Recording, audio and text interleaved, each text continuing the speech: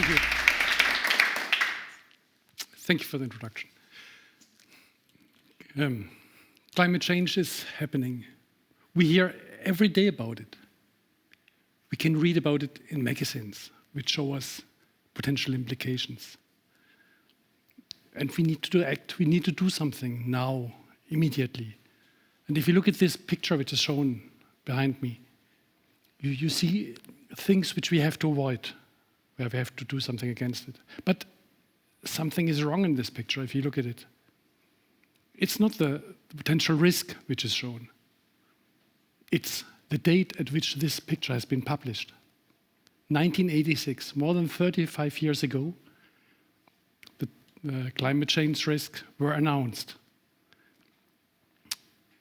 Something is wrong. Why did not things not happen since then? But that's not true. Things have happened. Science at the time became active, investigate the subject, reason for it, and counteractions. For example, in Europe today, 1/3 of the greenhouse gas emissions are coming out of the building sector. And we know the solutions against it. We have to do better insulation, and we have to find better heating technology using renewable energies. Politics, so society became aware of the subject and created activities. Parties were created, like the Greens, other parties took on the program, and they are now working on legislation. And the young generation at the time became aware of it and made it an initiative.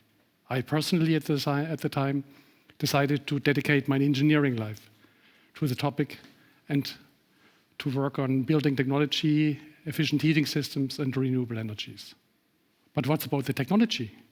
Where are we standing as the company Bosch, where our slogan, Invented for Life? The heat pump is the technology which is best fitted to heat our houses. And the first heat pump which Bosch Junkers introduced was already in 1978. At the time it worked. It was difficult to install, but it worked quite a long time. Today it looks different. Today we have a full product range. We establish technology. We know how to install it. And we know that, especially in new buildings, but as well renovated buildings, this is a very good technology which fits to the use case. But there are situations in which a pure heat pump is not the best solution. If you go in a very old building, which is not yet renovated, then the heat pump is not perfectly fitting. In these old buildings, the best would be to just install again a boiler, since the boiler is fitting to the heating system, fitting to assuring the comfort, the people trust in it. So, but this is not possible anymore, since if you look at the products of today, they do burn gas, and we are not allowed anymore to burn gas. So why not combine the both products? Combining the heat pump with the boiler. And that's exactly what the hybrid heat pump is about. And now I want to show you a graph. Sorry, it's a bit complicated, but I think it's worth looking at this graph and trying to understand. Here you see on the screen the operation hours of a heating system over the year. And you can see here the white bars are the, accounting for the amount of hours per year. That the highest amount of hours is between 0 degrees and 10 degrees. And this is according to our experience. This is typically when it's getting cold, you are happy to come home, and the heating is on. And only very few hours are really at the time when it's really cold. -10, -15. It's not happening that often, but at that time, you really want to have a real strong heating power coming to your house. And that's exactly how heating systems are designed. They operate with the highest power and the highest temperature at the lowest temperatures. That means the real strong power is only needed at very cold temperatures. And on that chart, you can then see how the hybrid heat pump is working. The heat pump is working at most of the time when the demand on the heating system is not that high, and then the boiler is only jumping in at the time when it's really cold. And the combination of this both makes a hybrid heat pump. Now you may say, Perfect, sounds easy.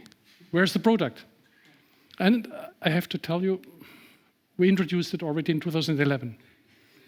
You can see how it looks like. I have to admit, we introduced it, and the product failed in the market. It was too complex to understand, too difficult to install, and too expensive. We had to take it some years later back from the market.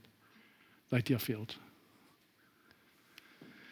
And now you can imagine management's delight when in 2017 I turned around. We need to make a project to develop a hybrid heat pump. At the time, I was in charge of the development of floor-standing boilers, gas and oil. And main task was to consolidate the business and to generate the money which was needed to develop the heat pump developments, which were done somewhere else in a different product area. But working on these products, my team and myself, we saw this use case, the buildings, the old buildings in which these boilers are installed. We do need a very dedicated solution fitting to that type of use case. Then we said, okay, let's investigate, let's brainstorm, let's find an idea.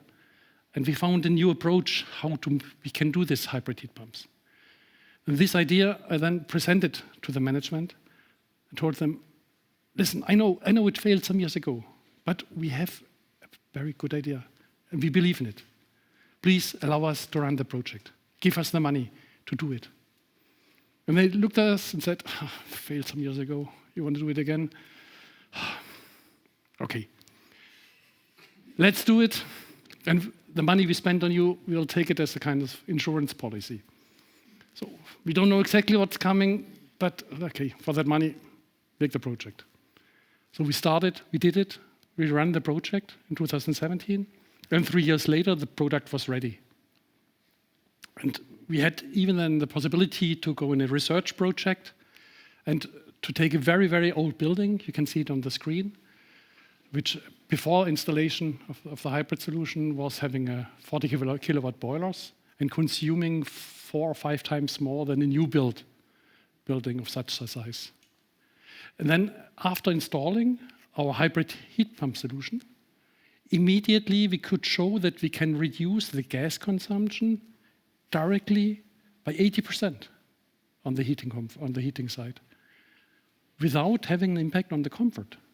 So it is possible. You can do immediately in such an old building a gas-saving activity. And then the year after, the building got renovated.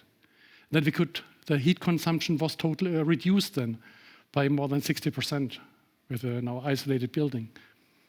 And the heat pump, the hybrid heat pump, which was working inside, was working nicely.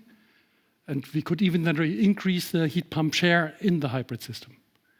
So what we saw, this solution is really a no-regret solution. You really can install it and it fits whatever later you do in the building. After that good experience, we then decided to convert the whole product range, which we are now selling in the German market, to that solution. And we are now ready for the legislation which is coming up next year, since this is exactly what the legislation is prescribing. You need to have 2/3, 65% of renewables, and this is what all our German products now can offer to our customers. And I can tell you already, we are doing similar things for all the other countries which are coming up in the next years. So, very nice story, but what can we learn out of it? Well, first, if you combine use case experience with new technology and bring them together in a team, you really can generate new, innovative, and successful products. And on a more general sense, as time comes by, it's worth reconsidering failed ideas. If time is fitting, you learned from the past mistakes, and you have the right team supporting the idea. A failed idea, worth reconsidering and taking on again. Thank you.